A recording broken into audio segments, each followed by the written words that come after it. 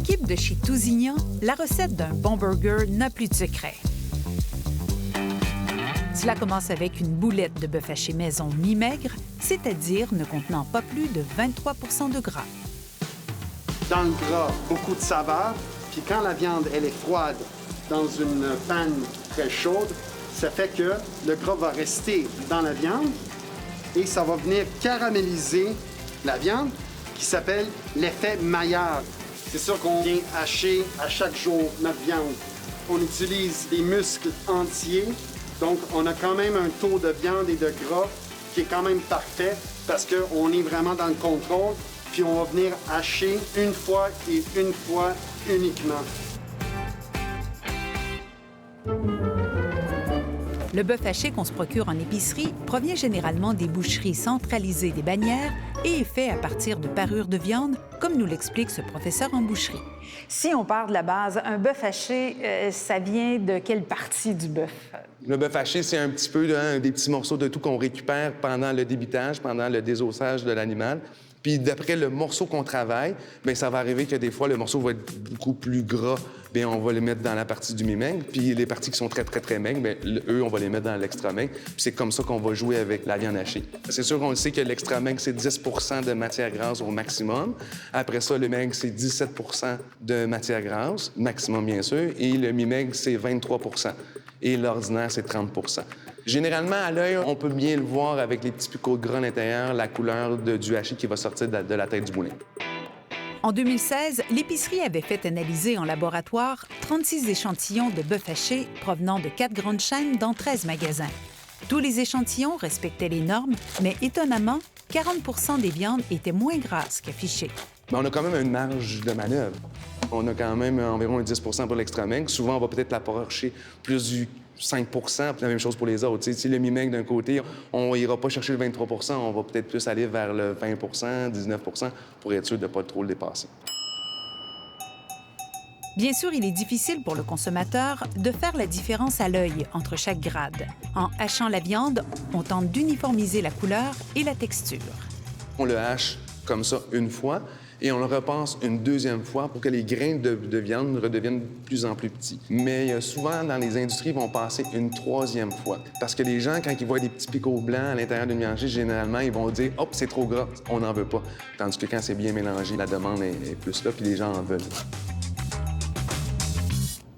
100 grammes. Sans faute. Nous avons demandé à Michele de faire cuire pour nous 3 boulettes de bœuf. Oui.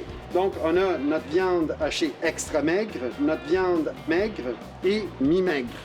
Nous pourrons ainsi constater les différences une fois cuites.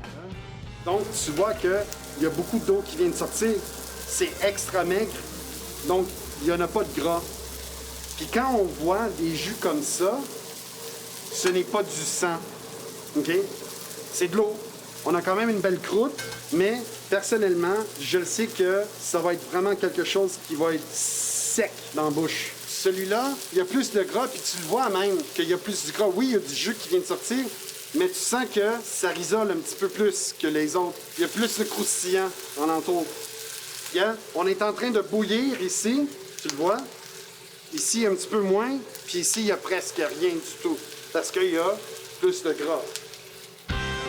Donc, notre viande extra maigre, hey, on a perdu quand même 34 grammes. On a pu constater que chaque boulette a perdu le même poids, principalement en eau. Le dernier.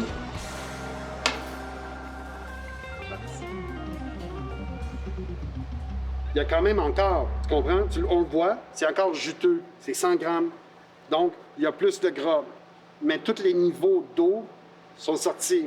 Lui, il a gardé plus de son gras, c'est juteux. Mais si on s'en va ici, puis celle-là, on l'a pas coupée, on va le faire, c'est sec. C'est sec, sec, sec, puis je pèse, tu sais, regarde. C'est sec, sec, sec, sec, sec. Après cuisson, votre boulette de bœuf haché extra maigre vous coûtera environ 15 % plus cher qu'une mi-maigre. Si vous voulez faire un pain de viande, vous voulez avoir un rôti, une cuisson plus grosse, mais on a besoin de gras à l'intérieur parce que sinon, votre pain de viande va devenir sec. que moi, je trouve toujours que du gras, c'est important. Donc, j'ai besoin de gras, mais à l'extrême, bœuf haché extra maigre, je fais quoi avec ça? Bien, vous pouvez faire des tacos, vous pouvez faire cuire à la poêle puis mélanger ça avec des légumes pour faire un petit mélange avec un petit sauté de légumes. Là, généralement, l'extra maigre, on peut prendre ça pour pas avoir de gras le moins possible, pour pas avoir trop de liquide dans le fond de la poêle non plus, ou pour dans nos recettes. Souvent, l'extra maigre, ça va être pour ça, pour mélanger avec d'autres ingrédients. Donc, si on va manger un burger, vaut mieux d'aller avec un mi-maigre qu'un maigre ou un extra maigre, juste parce que le gras, c'est quand même de la saveur, c'est du goût, puis ça va être un burger plus juteux, plus de napkin.